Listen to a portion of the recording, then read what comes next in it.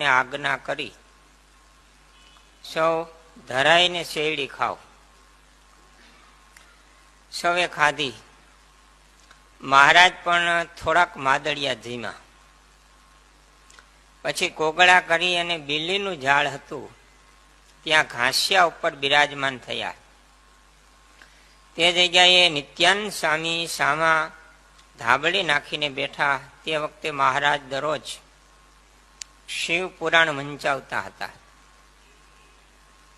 નિત્યાનંદ સ્વામીએ કહ્યું, જે શિવ પુરાણનું પુસ્તક આયનું છે તે મરજી હોય તો વાંચું. મહારાજ કહે, વાંચો. તે વાંચવામાં શંકરને માથે બીલીપત્ર ચડાવવાનું મહાત્મ્ય આવ્યું. તે વખતે મહારાજે શંકરને સંભાળ્યા. એટલે શંકર મૂર્તિમાન આવીને ઉભા રહ્યા. મહારાજને પગે લાગી ચરણારવિંદ હૃદયમાં લીધા.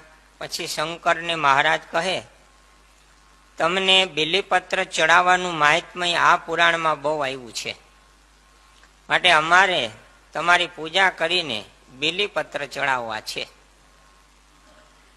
ત્યારે શંકર કહે, હે મહારાજ, હું તો તમારો દાસ છું, માટે મારી પૂજા હોય નહીં.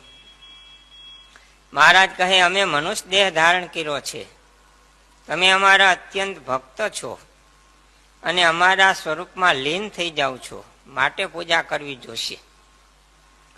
તો પણ શંકરે ના પાડી અને દિલગીર થયા.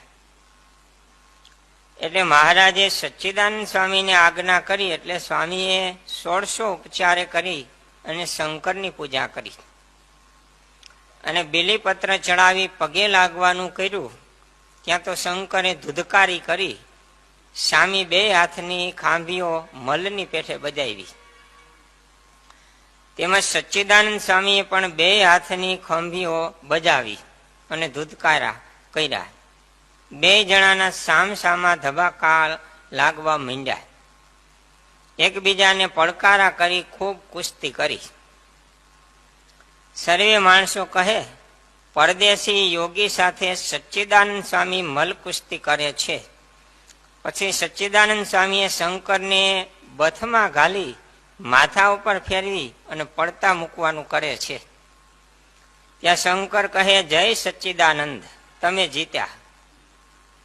પછી સચ્ચિદાનંદ સ્વામી હેઠા મેલીને પગે લાગ્યા અને હસ્યા. તે જોઈને મહારાજ પણ ઘણા પ્રસન્ન થયા. શિવજી મોટા દેવ છે, છતાંય મહારાજનો મહિમા કેટલો સમજે છે.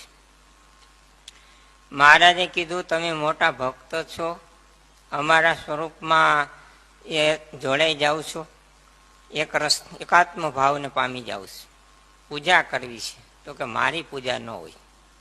મહારાજ કે, મેં મનુષ્ય દેહ લીધો છે એટલે કરવી. તો કે ના, તોય નહીં. સચ્ચિદાનંદ સ્વામીએ કરી. બીલીપત્ર ચડાવવા ગયા તોય ના પાડી. પછી થોડીક વાર કુસ્તી કરી અને એમાં સચ્ચિદાનંદ સ્વામી જીતા. સચ્ચિદાનંદ સ્વામી